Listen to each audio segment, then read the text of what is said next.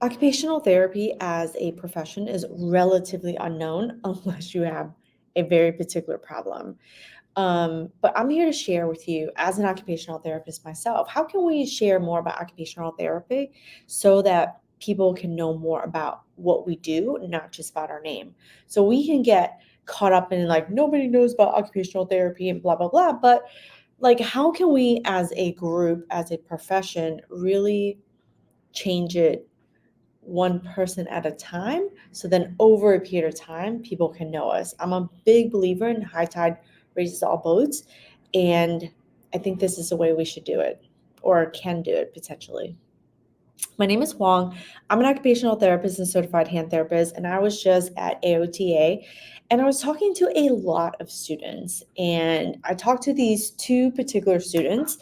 I have their card somewhere. I wish I remembered their names, but I met so many people there. But let me share really quickly what they did. They gave me their business cards. So kudos to you guys. I was really impressed with the fact that you guys had your business cards, and they were quite savvy when it came to like some of the social media stuff. And we just had a really great discussion. And I wanted to share more of that discussion with anyone who wants to watch, and anyone who's watching this channel.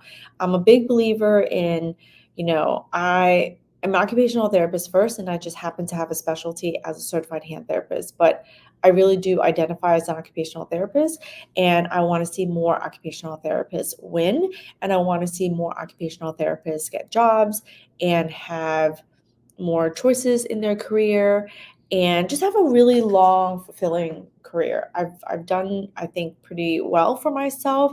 I can tell you that I was equally as frustrated when I first came out, because a lot of people were saying, well, nobody knows about us. But instead of just saying, like, nobody knows about us, I'm more of a problem solver. So I like to think, well, how can more people know about us? And this is part of the discussion that I had with these students. AOTA is really nice to go to. There's a lot of students, but there's a lot of people in academia, right? And I don't, correct me if I'm wrong. You can leave me a comment, but most people who go to academia decided at some point they didn't want to freaking treat anymore. And they were like, let me just go into academia, right? And so the academia group is very different from the clinical group. And a lot of times there is that bridge between the two is sort of broken, like, yeah, there's some pieces there, but for the most part, it's kind of broken. It's completely different. Again, this is my perspective. Correct me if I'm wrong. Leave me a freaking comment below and you tell me if I'm wrong. But, when I was going to school, one of my professors who was in charge of my project, I was interested in hand, she was interested in hand, but that woman had never been a clinician ever. She was always into research. And so the perspective is quite skewed. And I just want you to understand that. So everyone's coming out of the academic, the school system, and they're so gung ho. Like, I like love talking to these new students. They are so excited about being an OT and coming out and doing this work where they help people, right? They're like, I just want to help people. Like, I just want to help people and like do a really good job. And then you fucking go into the workplace and you get your face beaten with how it is reality wise. I mean, that was for me, and I hear it a lot. But then it's like, well, how do we then bridge that gap and share more about occupational therapy? One, because it allows people to know, hey, there is a pocket of people who provide holistic natural care to help people become more independent with their activities of daily living, with their work, and with their hobbies. Correct me if I'm wrong, right? We provide holistic care. We provide very natural care. We use different types of methodologies to help people. We can also use technology to help people. But how do more people know about occupational therapy? Well, I always think that it starts with you. I always think that it starts with that one occupational therapist, right? It started with me. I had to improve my skills because you come out of school and you know nothing, right? You literally just got the degree to get into the game. So your degree is the ticket to come into the stadium to play. Now, you in the stadium, we're going to play this game. We're going to play this sport. This is sport.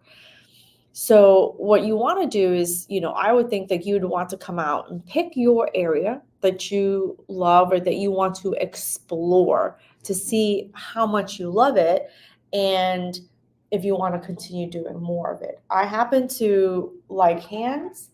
I have always been, before I got into OT school, been um, exposed to a certain amount of it. So I knew I had a like for it. And then I did other things. And then I said, I don't like this. I don't like this. And that helps me get to my like and my love and then my passion, right? So you got to have to like it a certain amount. And then you're like, oh, because I like it, let me develop my skills, right? So once you develop your skills, as you develop your skills, you learn how to speak more about occupational therapy, but not in our world. We're occupational therapists. We have to speak to the world, to the population of people who could utilize our services. The problem that I have, that I was noticing, that I have always noticed, is that we tend to talk, to each other. And then it's like, well, I'm an occupational and we're great. And then the other person is like, yeah, we're great. But we already know in our pocket of therapists that we have a lot to offer and we can offer it. So what we need to do from a marketing stance, social media is huge. Like, look, you're going to see me on YouTube, and other people are going to see me on YouTube, right? There's a lot of people who have injuries who come onto Hand Therapy Secrets and watch my channel. And they're looking for solutions to their hand injuries. Why does their wrist hurt? How can they fix their shoulder, right? So they're coming here. You're coming as a therapist, coming here and learning, okay, well, how do I treat a hand problem? How do I help someone get rid of wrist pain? How do I treat a shoulder, right? So what happens is we sort of, we get lost in, how we're talking to our potential people that we can help. And we start talking in our OT jargon and we start saying, well, I'm an occupational therapist and we do all these things, but I think that the better way to share about occupational therapy so that one more person understands it is just to talk about what you do.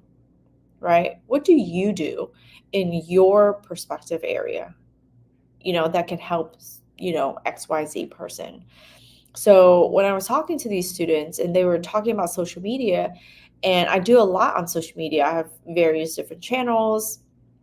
And I have spoken about it before in terms of business wise. Like when I started my own therapy clinic, the way I was speaking, the way I was sharing my information, I just grabbed a lot of other therapists looking at me and looking at what I was doing versus like actually talking to people in my area that I can treat.